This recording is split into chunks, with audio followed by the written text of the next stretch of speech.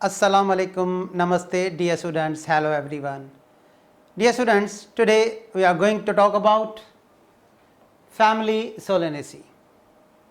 आज के लेक्चर में हम Family Solanaceae को डिस्कस करेंगे. This family Solanaceae is also known as potato family because the potato whose botanical name is Solanum tuberosum belongs to this family. और nightshade family भी इसको कहा जाता है क्योंकि नाइटशेड प्लांट्स भी इसी फैमिली के मेंबर्स हैं. So the family Solanaceae also called nightshade family, also called potato family. The name Solanaceae derives from the genus Solanum, Solanum tuberosum potato plant. और dear students, Solanum is also a genus of nightshade plants. तो nightshades भी इसी family के members हैं जिसकी वजह से इसको नाइटशेड फैमिली भी कहा जाता है. The Solanaceae also known as potato family और nightshade family as both potato and nightshades are the members of this family. अगर डियर स्टूडेंट्स हम इस फैमिली के नेम, ओरिजिन ऑफ नेम की बात करें नाइटशेड फैमिली, तो ये क्लियर नहीं है, it's unclear. The origin of name is unclear. Potatoes, tomatoes, papers, egg plant, brinjal जिसको आप बैंगन कहते हो, ऑल आर कॉमन नाइटशेड्स. तो इस फैमिली को नाइटशेड फैमिली क्यों कहा जाता है? The origin of the name nightshades is not clear, it is unclear. बाकी ये एक आइडिया जो डिफरेंट साइंटिस्ट देते हैं कि यूजुअली ये जो प्लांट्स हैं शेडी एरियाज में ग्रोथ करते हैं और इनके फ्लावर्स नाइट को ग्रोथ करते हैं, तो ये एक रीज़न दिया जाता है इसके ओरिजिन ऑफ नेम नाइटशेड का. So why it is called nightshade family? The origin of the name nightshade is unclear. However, studies have shown that the term nightshade may have been coined because some of these plants prefer to grow in shady areas and some flowers at night. That is why it is called nightshade family. Nightshades are part of the plant family Solanaceae. Some species are toxic. Their leaves or fruits are toxic, including belladonna plant जो कि इस family का plant है, which is also called deadly nightshade. Dear students, belladonna plant को deadly nightshade इस वजह से कहा जाता है, इसके जो बेरीज होते हैं वो टॉक्सिक होते हैं. सो इससे हेल्यूसिनोजन और डेथ भी काज होती है इसके बेरीज को इंजेक्शन की वजह से, जिसकी वजह से इसको डेडली नाइटशेड कहा जाता है. And the word belladonna means beautiful lady. क्या है कि अगर हम मिडिल एज की बात करें तो इटालियन फीमेल्स एट्रोपा बेलाडोना जो कि प्लांट है उसके बेरीज से कॉस्मेटिक आई ड्रॉप्स बनाए गए and these women use the cosmetic eye drops prepared from the leaves और berries of Atropa belladonna to dilate the pupil of their eyes. तो उनकी आइज मोर अट्रैक्टिव नज़र आती थी, तो इसके जूस को ब्यूटी टॉनिक भी कहा जाता है. Belladonna means beautiful lady. Berries of belladonna are extremely toxic. When ingested, they may cause hallucinogen, a condition, seeing things which are not there, hearing voices when no one is there, convulsions, and may cause death. That is why Atropa belladonna is called deadly nightshade. Dear students, अब हम आते हैं family Solanaceae के pattern of distribution की तरफ. This family has how many genera? About 90 genera and 2000 species. These plants are distributed in temperate region as well as tropical regions. अगर हम पाकिस्तान की बात करें, 52 species belonging to 52 genera have been reported from Pakistan. अब हम आते हैं इस फैमिली के inflorescence की तरफ.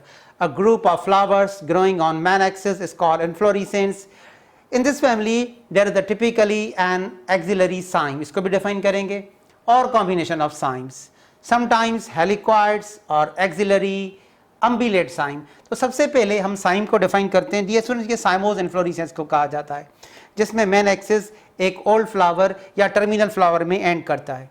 सो in cymose inflorescence the oldest flowers terminate at the main axis. और उसमें डियर स्टूडेंट्स एक टर्म लिखा गया है एक्सिलरी साइन. जब फ्लावर्स लीफ के एक्सिल से अराइज होते हैं इसको एक्सिलरी साइन कहा जाता है. So what do you mean bye axillary sign? Auxiliary sign to refer to inflorescence originating from the axil of leaves, axil of fully developed leaves on stem. उसके बाद dear students ये दो terms लिखे गए हेलिक्वाइड sign और अम्बिलेट sign, इसको हम define करेंगे. Dear student here you see helicoid cyme, इसमें मेन एक्सिस एंड करेगा टर्मिनल फ्लावर पे, उसके बाद सारे ब्रांचेस एक साइड पे आएंगे और एक हेलिक्स बनाएंगे जिसकी वजह से इसको हेलिक्वाइड साइन कहा जाता है. हेलिक्वाइड sign lateral branches develop on the same side forming a helix. Now you see here this is the main axis of helicoid sign. It ends into terminal flower and this is the daughter axis. जो dear students daughter axis से flowers आएंगे वो centre से दूर होंगे, इसको कहेंगे peripheral flowers. जो सेंटर पे होगा वो terminal flower and the flowers away from the centre are called peripheral flowers. और ये सब एक ही साइड पे प्रोड्यूस हो रहे हैं हेलिक्वाइड में. और दूसरा dear students umbellate cyme, the word umbellate means umbrella shaped. Central flower linked by umbellate branches. देखें ये सेंट्रल फ्लावर को पहले क्लियर करते हैं. This is the diagram showing umbellate sign.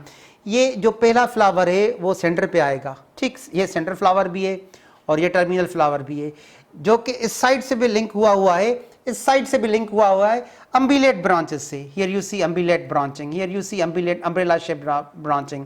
So in case of umbellate cyme the central terminal flower is linked with umbellate branches on both sides. This is called umbellate sign. अब हम आते हैं family Solanaceae के flowers की तरफ. Dear student सबसे पहला term कौन सा है? Bisexual. What do you mean by bisexual? Bisexual flower is also called perfect flower, having both male androecium and female gynoecium reproductive organs, and this is the symbol of bisexual flower. उसके बाद dear student दूसरा term है actinomorphic, means radially symmetrical flower. What do you mean by actinomorphic flower? This means that the flower has radial symmetry. Now this is the diagram showing radial symmetry of flower. आप देखें हम इस flower को एक से ज्यादा plane से equal halves में कट कर सकते हैं, डिवाइड कर सकते हैं.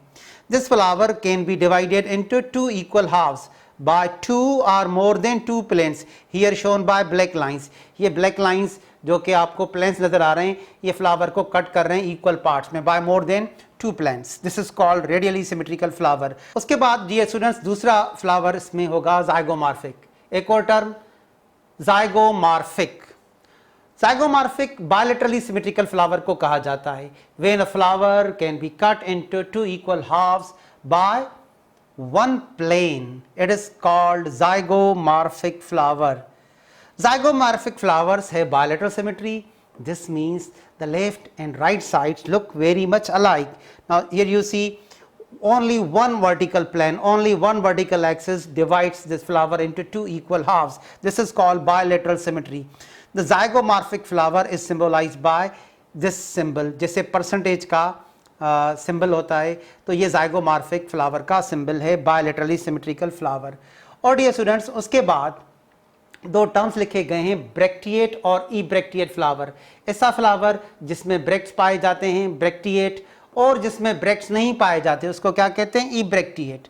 सो bracteate bract is present, ebracteate bract is absent. तो अब आप क्वेश्चन पूछोगे what is bract? Here you see leaf like structure, modified leaf known as bract leaf, और इस ब्रैक लीव्स के एक्सिल से फ्लावर अराइज हो रहा है. तो ब्रैक्ट होगा तो ब्रैक्टिएट, नहीं होगा तो ebracteate. So bracts are modified leaves at whose axil the flowers are born. When bracts are present, they serve for protection of flower buds in young stage. तो young state में जब flower bud state में होता है तो bract leaves उसको protection देते हैं. अब डियर स्टूडेंट्स फ्लोरल फार्मूला में इनके आपको सिंबल्स याद करने पड़ेंगे ब्रैक्टिएट और ई ब्रैक्टिएट के फ्लावर्स के. Bracteate when bracts are present and represent its BR, capital B, small r in floral formula, bracteate flower. Ebracteate when bracts are absent, तो आप इसको फ्लोरल फार्मूला में कैसे रिप्रेजेंट करोगे? EBR, ebracteate in floral formula. उसके बाद ये सुन दो टर्म में हाइपोगाइनस और उसके बाद पेंटामीरस. तो पहले हम डिफाइन करते हैं हाइपोगाइनस फ्लावर को. In hypogynous flowers, the sepals, petals and stamens are attached below the ovary. Here you see the ovary, and here you see sepals, then you see petals, then you see stamens. When sepals, petals and stamens are inserted below the ovary, the flower is called hypogynous and the ovary is called superior ovary, an ovary of hypogynous flower.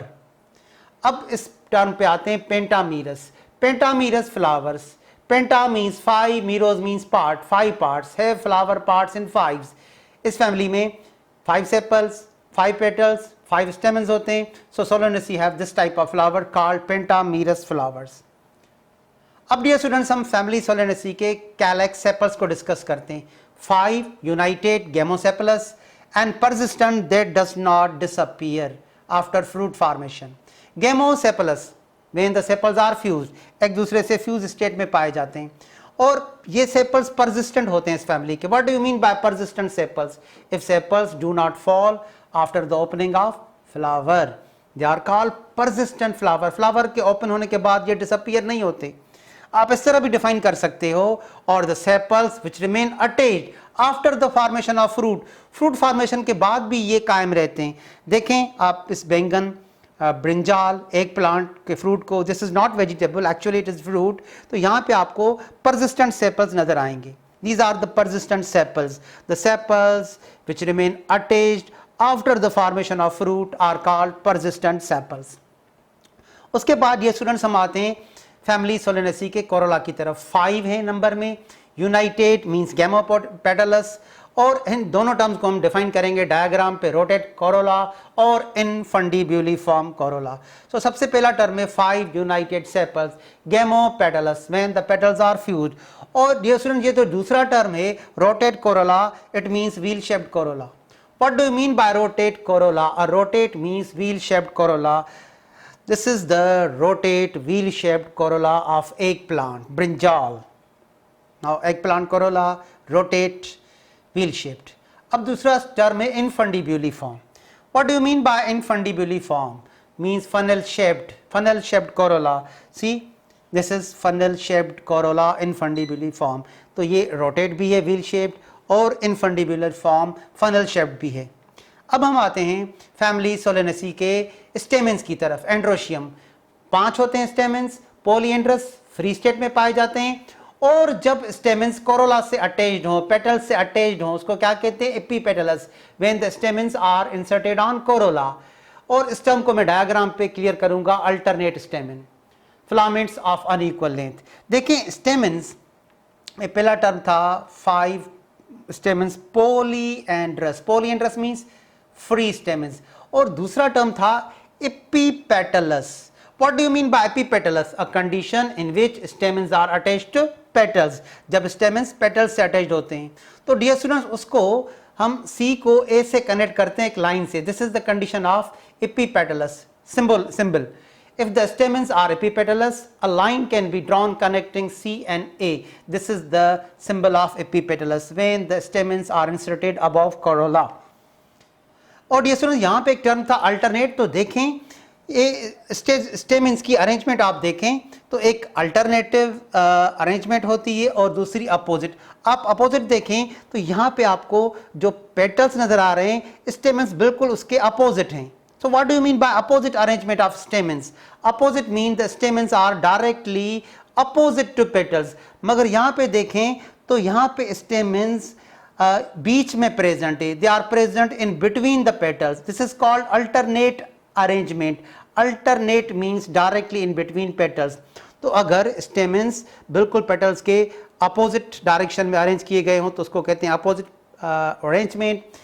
If the stamens are present in between the petals, it is called alternate arrangement. अब हम आते हैं family Solanaceae के gynoecium की तरफ.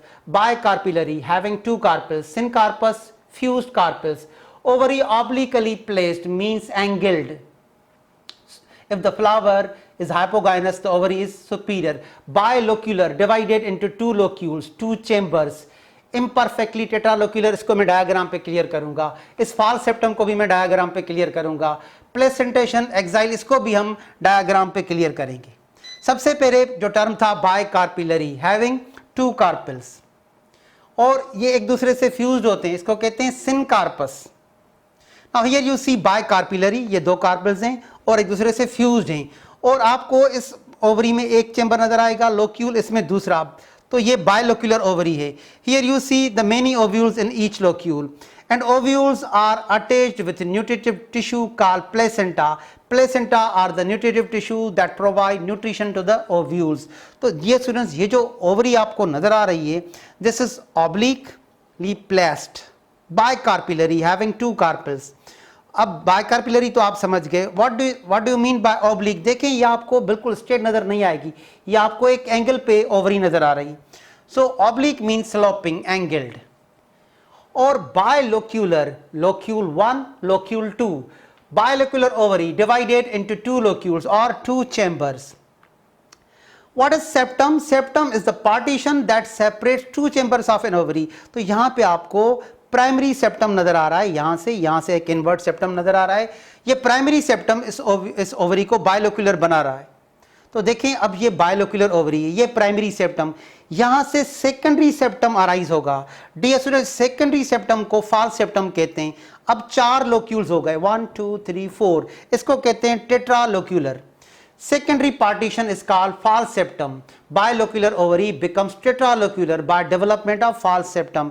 Now here you see locule 1, here you see locule 2, here you see locule 3, here you see locule 4. This is tetralocular ovary formed by appearance of false septum, and each locule is having ovules. Tetralocular ovary. उसके बाद ये students हम family Solanaceae के placentation की तरफ आते हैं। यहाँ पे लिखा गया है ना, placentation is axile. So what do you mean by placentation? Attachment of ovule in the inner wall of ovary is called placentation. Here you see many ovules are attached to the inner wall of the ovary. It is called placentation. अब हम आते हैं exile placentation की तरफ. In this case, there is the central axial rod inside the ovary, and ovules are attached to that central rod known as axial. This is the central rod known as axial, and here you see the ovules are attached to the central axial. Such a kind of placentation is called exile placentation. अब हम आते हैं इस family के economic importance की तरफ। Vegetables, Solanum tuberosum, potato is most important food crop after cereals. Capsicum annum of this family known as chili pepper, used as vegetable and condiment. Condiment जिसको आप मसाला कहते हो।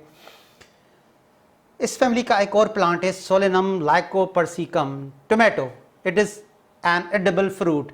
Tomato is used in manufacture of sauce and ketchup. Atropa belladonna, the word belladonna means beautiful lady. The roots of this plant are source of an alkaloid atropine. तो इस atropine का क्या usage है? This alkaloid possess property of dilating pupils and relieving pains.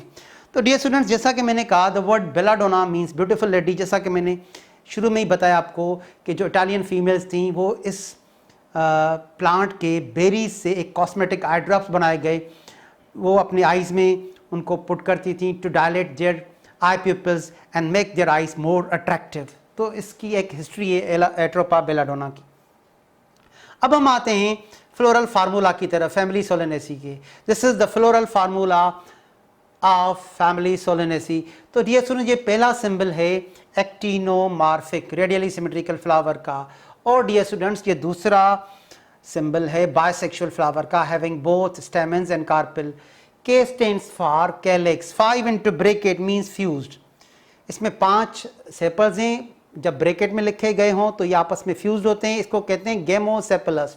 Sepals are fused. उसके बाद देखें Corolla, तो वो भी 5 हैं मगर फ्यूज्ड हैं ये भी।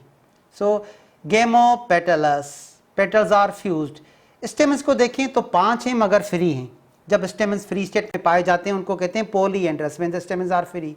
सो 5 sepals, 5 petals, 5 stamens, pentamerous flower.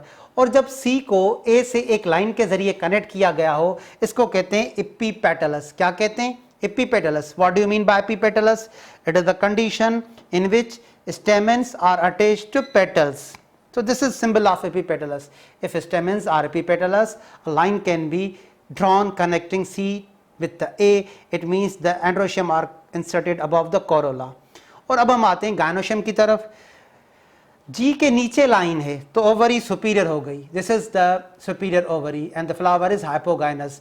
और डियर स्टूडेंट्स ये दो कार्पेल्स पाए जाते हैं और ब्रैकेट में means fused, so it is bicarpellary syncarpous, carpels are fused. अब आप इस पूरे स्लाइड को फोकस करें, पूरे फार्मूला को। कुछ स्टूडेंट्स ने रिक्वेस्ट की थी कि हम स्क्रीनशॉट्स लेते हैं, तो आप पूरे फ्लोरल फार्मूला को डिस्प्ले दीजिएगा, तो इस पूरे को आप फोकस करें। अब हम मूव करते हैं फ्लोरल डायग्राम की तरफ।